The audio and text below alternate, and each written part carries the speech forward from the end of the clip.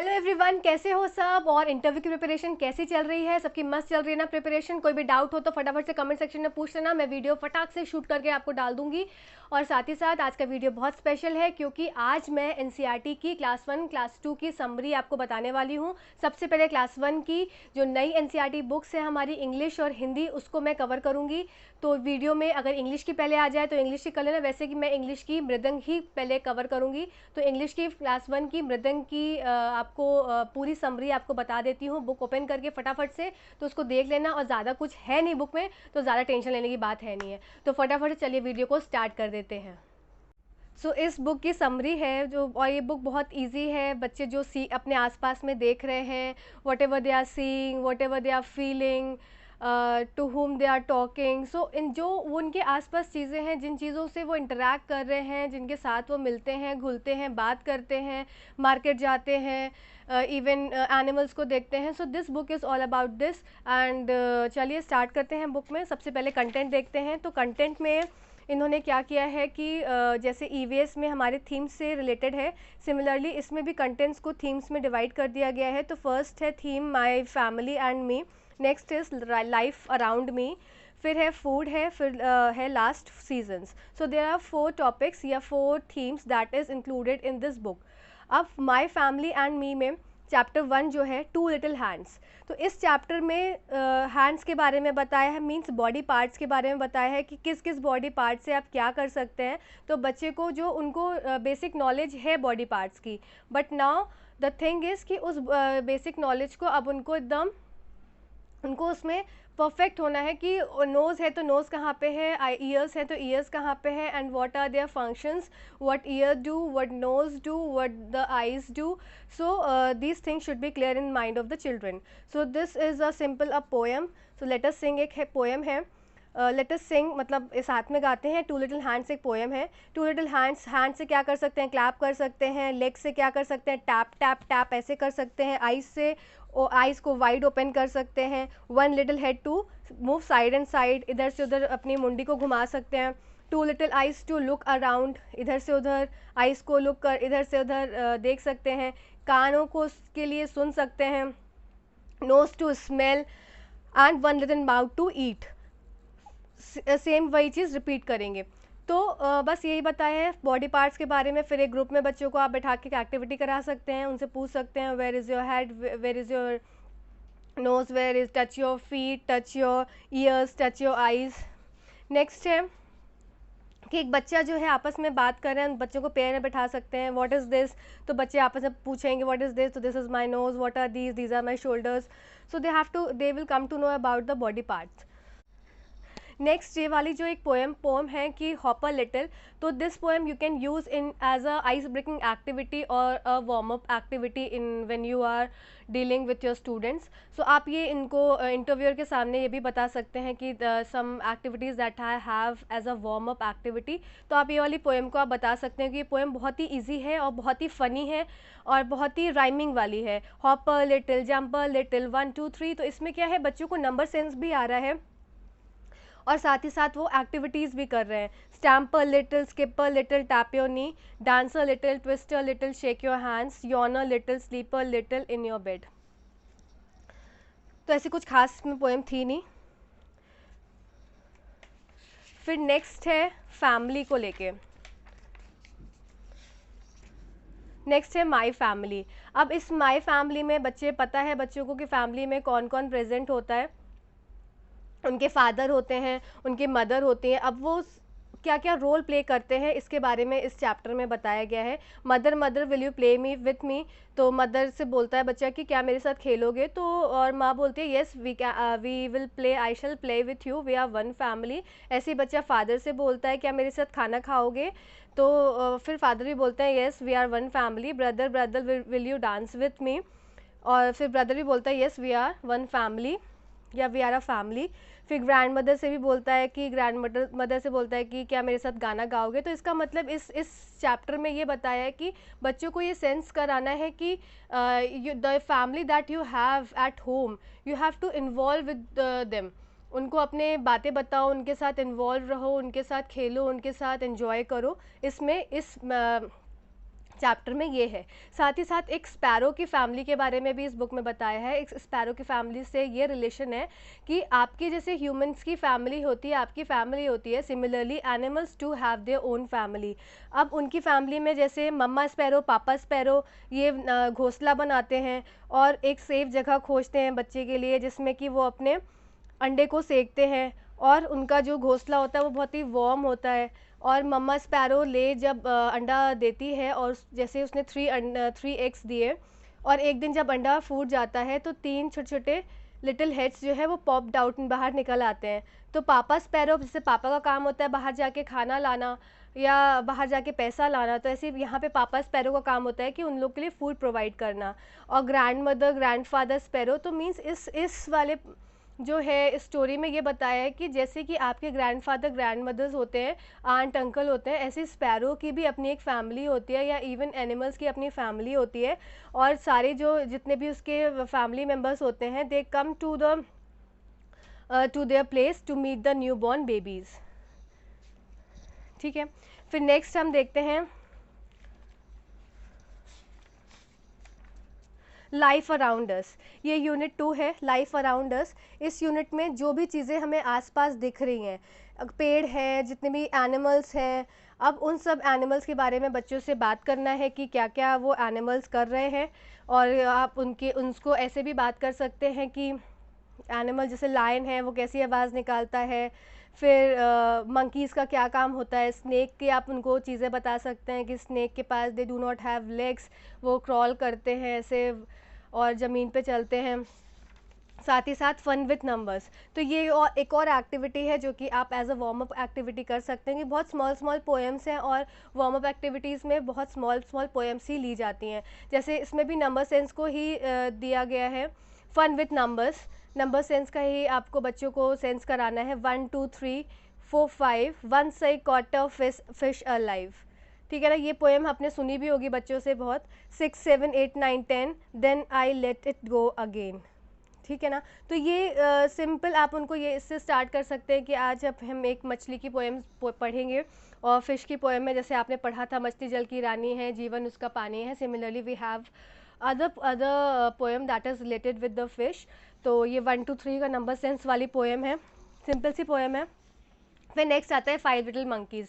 ये पोएम इसलिए डाली गई है क्योंकि आजकल के जितने बच्चे नए बच्चे आ रहे हैं वो इस पोएम को ज़रूर सुन के आते हैं, क्योंकि वो देखते हैं फ़ोन, आजकल यूट्यूब देखते हैं और यूट्यूब पे ये पोएम जो है बहुत ही ज़्यादा फेमस है, 5 लिटिल मंकीज़। और इसमें इसका कैसे डेमो देना है ये मैंने अपने चैनल पे बताया है, तो मैं लिंक डाल दूँगी डिस्क्रिप्शन बॉक्स में, आप देख लीजिएगा। इसका डेमो मैंने प्रिपेयर किया था और अपने चैनल पे डाला है, तो 5 वो आप इसको आप डेमो से ही देख लेना। इसमें सिर्फ समरी में ये है कि 5 बंदर होते हैं, वो बहुत मस्ती कर रहे होते हैं।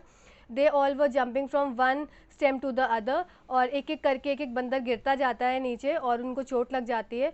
सो जब लास्ट में क्या होता है, जब 5th बंदर जब गिर जाता है नीचे, so there were no monkeys on the stem and और जितने भी मंकीज़ नीचे गिरे हुए होते हैं वो अब चढ़ ही नहीं पाते हैं क्योंकि उनको चोट लग गई होती है। So they all were sit, no more monkeys jumping on the tree, each of them is holding his knees. सब अपने घुटने को लेके बैठे होते हैं क्योंकि उनको चोट लग गई होती है।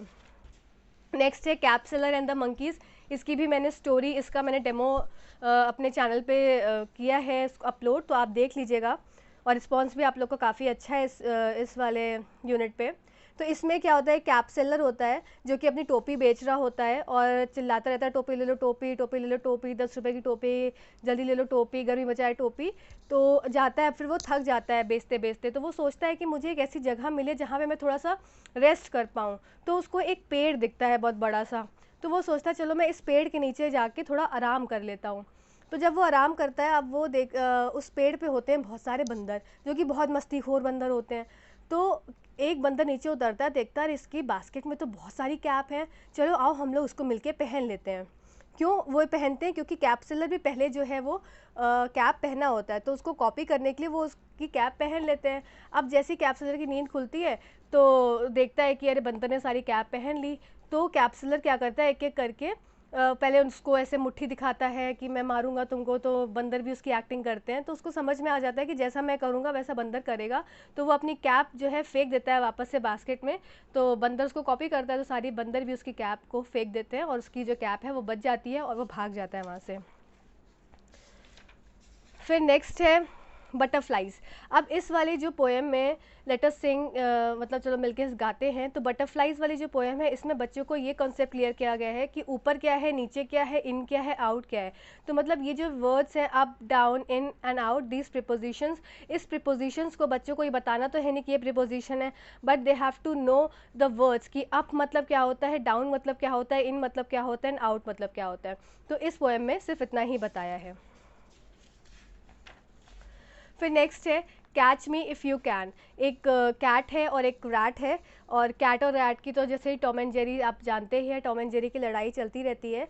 तो इस पोएम, इस वाले जो चैप्टर में राइमिंग वर्ड्स को बहुत फोकस किया गया, जैसे a fat cat sat on a mat, fat cat sat. तो इस वाले चैप्टर से आप बच्चे को ये बता सकते हैं कि राइमिंग वर्ड्स क्या होते हैं, और उनको ये नहीं बताना है कि राइमिंग वर्ड्स क्या होते हैं, उनको ये बताना है कि राइमिंग वर्ड्स कैसे बोलते हैं। फैट कैट सैट मैट, ठीक है। तो a fat cat sat on a mat, I can catch you a little rat, said the rat. मतलब बिल्ली एक चूहे को बोलती है कि मैं तुमको खोज लूँगा, मैं तुमको पकड़ लूँगा। तो जो रैट होता है वो टोपी में छुप जाता है, फिर ऐसे ही आके कहता है कि रैट उसको चिढ़ाता है कि तुम तो मुझे नहीं पकड़ पाए। तो फिर जो है वो कैट फिर भागती है उसको दौड़ने के लिए, फिर वो एक बॉक्स में घुस जाता है, तो फिर वो बॉक्स का लिड नहीं खोल पाती है, तो फिर वो जो रैट है वो हंसता है और फिर कहता है कि तुम तो मुझे पकड़ ही नहीं पाई। तो सिंपल सी स्टोरी थी। फिर नेक्स्ट है एनिमल्स एंड द बर्ड। तो एक जग्गू एक होता है बच्चा, वो नागपुर में रहता है, तो वो ये बताता है कि चलो मैं बताता हूँ कि मेरे घर के आगे क्या कौन कौन से जानवर रहते हैं।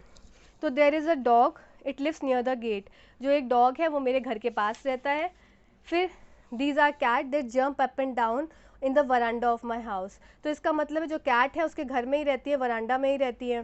फिर काऊ जो है वो घास खाती है और शेड में रहती है, ठीक है। This is a rat and rat is very small, the cat chases the rat. तो मतलब ये एनिमल्स के बारे में चैप्टर है और बच्चों को ये बताया गया कि एनिमल्स क्या क्या करते हैं और एनिमल्स कहाँ रह सकते हैं, ठीक है। जैसे कैट जो है वो घर पे तो रहती है, पर कैट जो है चूहे के पीछे हमेशा भागती रहती है।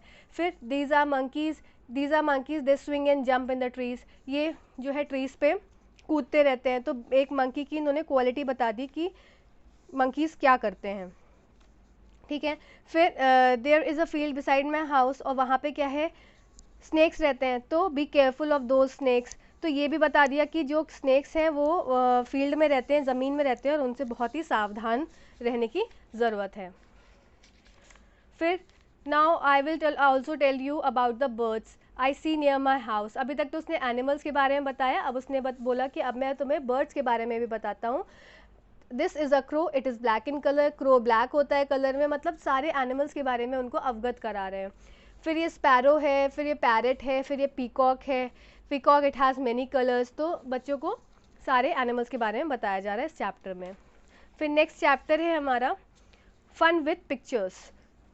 फन विथ पिक्चर्स चैप्टर हमारा यूनिट है फूड, और इसमें फन विथ पिक्चर्स है, मतलब कि बच्चे अब रिकग्नाइज करेंगे सारे फ्रूट्स एंड वेजिटेबल्स को। साथ ही साथ बच्चे जैसे मार्केट में जाते हैं तो रिकग्नाइज करते हैं कि ये बनाना है, this is carrot, this is grapes. तो ऐसे करके इस चैप्टर में यही बताया गया है, फ्रूट्स फॉर ऑल। साथ ही साथ ये बताया गया है कि जो फ्रूट है अगर, तो वो सिर्फ हमारे लिए नहीं है, फ्रूट्स सबके लिए है, इवन फॉर एनिमल्स। जैसे कि 5 yellow mangoes hanging on the tree, अगर 5 मैंगोज हैं ट्री पे, 1 for the traveller who rest in the tree. तो वो एक जो मैंगो है वो तुम्हारे लिए सारा नहीं है, it is for others also. So the traveller that is residing उसके लिए भी है। फिर बर्ड जो कि उसके ऊपर रह रही है उसके लिए भी है वो। फिर स्क्वेरल है, स्क्वेरल जो इधर से उधर भाग रही है उसके लिए भी वो फ्रूट है। सिमिलरली रैबिट है तो उसके लिए भी है। फिर 1 for you to share with me, और एक जो फ्रूट बचा वो तुम मेरे साथ शेयर करो, मतलब शेयरिंग इज केयरिंग वाला कॉन्सेप्ट इसमें बताया गया कि फ्रूट्स फॉर ऑल, ठीक है। ऐसी एप्पल्स के लिए भी सेम चीज़ है, सेम राइमिंग है। आप इसे बनाना के लिए भी, आप इसे और भी फ्रूट्स के साथ बच्चों के साथ कन्वर्सेट कर सकते हैं। नेक्स्ट है a visit to the market. इसमें क्या होता है, मिनी के फादर होते हैं, वो वेजिटेबल सेलर होते हैं, तो वो हर सैटरडे को जाते हैं मार्केट और मिनी के साथ वो वेजिटेबल को सेल करते हैं। तो मिनी जैसे ही इधर से उधर देख रही होती है तो अपने फादर से कहती है, father look around, there are many flowers. उसको बहुत सारे फ्लावर दिखते हैं, फिर उसे याद आता है कि उसकी मम्मी भी फ्लावर के साथ कुछ करती है, जैस्मिन फ्लावर के साथ। तो उसके पापा सब बताते हैं कि दीज आर रोजेज़। उसके पापा उसको रिकग्नाइज़ कराते हैं कि ये रोज़ है, ये मैरीगोल्ड है, जैस्मिन है। फिर उसको याद आता है कि जैस्मिन से मम्मी धागे में उसको पिरोती है अच्छे से। फिर फादर उसको दिखाते हैं, मतलब उसको बच्चे को फादर सब चीज़ों से रिकग्नाइज़ करवा रहे हैं कि ये फ्रूट है, ये फ्लावर है, ये किस तरह का फ्लावर है। फिर उसको ये बताते हैं कि एप्पल है। अब एप्पल है तो वो कंफ्यूज हो जाती है कि अरे ये फिर क्या है, तो उसको बताते हैं कि दिस इज़ पाइन एप्पल। तो वो पाइन एप्पल और एप्पल में कंफ्यूजन होता है, तो उसको दोनों जो फल है उसको दिखाते हैं एक साथ उसके फादर कि this is apple and this is pineapple. So you have in this chapter you have to show the students the live example of different fruits and vegetables और different types of a flower. बस इस chapter में इतना ही था। फिर next chapter है the food we eat, जो हम खाना खाते हैं। इसमें डाइवर्सिटी, कल्चरल डाइवर्सिटी को डिस्क्राइब किया गया है कि कहीं पे जैसे साउथ में इडली चटनी, सांभर चटनी ये सब खाया जाता है। पंजाबीज़ लोग गोभी का पराठा, आलू का पराठा ये सब खाना पसंद करते हैं। फिर कोई चीला पसंद करता है। तो मीन्स ये मतलब है कि हर बच्चा अपने कल्चर के हिसाब से, अपने ट्रेडिशन के हिसाब से, अपनी डाइवर्सिटी के हिसाब से अपना लंच बॉक्स ला रहा है। तो इन बच्चों को अगर साथ में बिठा के खिलाएंगे तो ये समझ में आ जाएगा कि तरह तरह के लोग होते हैं और उनका खान पान भी अलग अलग तरह का होता है। तो इस चैप्टर में यही बताया गया और टीचर्स नोट में भी यही बताया गया है कि encourage the children to share their food with each other whenever possible. सबसे पहली बात है शेयर कराना है बच्चों को। और discuss the concept of sharing in the context of midday meal, encourage the children to express gratitude and respect for the food and the people who provide it। ये भी है कि ऐसा ना हो कि बच्चा अगर किसी ने उसको दिया कि ये खा लो तुम फूड और वो मना कर दे रहा है कि नहीं नहीं मुझे नहीं खाना है, तो उनको एक अंदर उनके रेस्पेक्ट भी और ग्रैटिट्यूड भी कि you have to respect others feeling. If other any of the student is offering any of the food you have to take it, but don't take it from the strangers. ये भी उनको साथ ही साथ बताना ज़रूरी रहेगा। ठीक है, फिर बस ये हो गया। फिर डिफरेंट टाइप्स ऑफ जो फूड है उनसे पूछो कि आप घर पे क्या क्या खाते हो। फिर उनको ये भी बताओ कि जैसे फार्मर्स, फिर यहाँ पे हनी कहाँ से आता है, बी से आता है। फिर बफेलो से क्या मिलता है। फिर उसके बाद ये हनी बीहाइव में आता है, इसमें से मधुमक्खी की छत्ते से आता है। फिर ये सब चीज़ें आप उनको बच्चों को बता सकते हैं। तो आपको यही, मतलब अगर ये समरी के बारे में पूछा जाए तो आपको यही उनको बोलना है कि सारी चीज़ें जो हमारे आसपास हैं उन्हीं से बच्चों को रिलेट किया गया है। फिर नेक्स्ट है सीजन्स। सीजन्स में मतलब 4 सीजन्स होते हैं, spring season, summer season, monsoon season, winter season. Spring season जब बहुत ज़्यादा फूल पत्ती सब सारा मतलब हरियाली हर जगह हो जाती है, उसको स्प्रिंग सीजन बोलते हैं। समर सीजन जब बहुत गर्मी है, बच्चे ठंडे रहने के लिए उनको पानी में और पूल में वो जाना चाहते हैं। फिर मानसून सीज़न है जब क्लाउड्स बहुत रहते हैं, मानसून आ जाता है, बहुत रेन आती है and we have to use umbrella. So इन सीजन्स के बारे में बच्चों को बताना है। फिर विंटर सीज़न में बहुत ठंडा रहता है, इसलिए जनरली सब लोग सनी डेज में मतलब सूरज के नीचे बैठना पसंद करते हैं। फिर नेक्स्ट है एक पोएम है, pitter patter. I hear a thunder, oh don't you, pitter patter raindrops, I am wet through. तो मतलब एक सिंपल सी पोएम है पिटर पैटर करके। Rain on the green grass, rain on the tree, rain on the roof top and rain on me. फिर इसके बाद है आनंदीज रेनबो। ये सेम जो है प्रीवियस ईयर बुक से ये पोएम ली गई है, आनंदीज रेनबो। तो ये आपने पढ़ी ही होगी, आपने जो मैरीगोल्ड हमारी प्रीवियस बुक्स है तो उससे ये पोएम जो है वो सेम टू सेम ली गई है वहीं से। तो इसका मतलब ये पोएम अच्छी होगी, वो बच्चों के लिए होगी। तो इसमें भी कुछ नहीं था। It was raining outside, Anandi rainbow, Anandi was fast asleep dreaming of rainbow. She woke up to look out of her window. There was a huge bright, एक स्टोरी है आनंदी की। ये बाहर बरसात हो रही होती है तो आनंदी अपने विंडो से देख रही होती है, उसकी कैट भी साथ में देख रही होती है। फिर वो सोचती है कि चलो मैं रेनबो को जाकर बाहर से देखती हूँ। तो जैसे ही बाहर आती है, Anandi ran out to garden with Milly and her favourite cat. Milly was the name of the cat that she has. फिर Anandi love to draw and paint, today she wanted to paint the flowers of her garden with the colour of the rainbow. तो आज उसका मन था कि वो उसको painting बहुत पसंद थी आनंदी को, तो आनंदी को आज मन था कि वो गार्डन जो जैसा गार्डन है उसको पेंट करे along with the rainbow, that is where is the rainbow in the sky. She coloured one of the flower with violet. अब वो उसने सारा कलर जो है मैच करती है, किससे मैच करती है, रेनबो से मैच करती है और सब कुछ कलरफुल कलरफुल वो बना देती है। तो बस यही एक स्टोरी थी और ये बुक आपकी अब ख़त्म हो गई है। चलिए, आपको अच्छा लगा होगा इसकी समरी जान के। मैं क्लास 2 की भी समरी आपके साथ लेके आऊँगी और साथ ही साथ हिंदी की तो हम लोग की समरी रहेगी ही रहेगी। Thank you so much.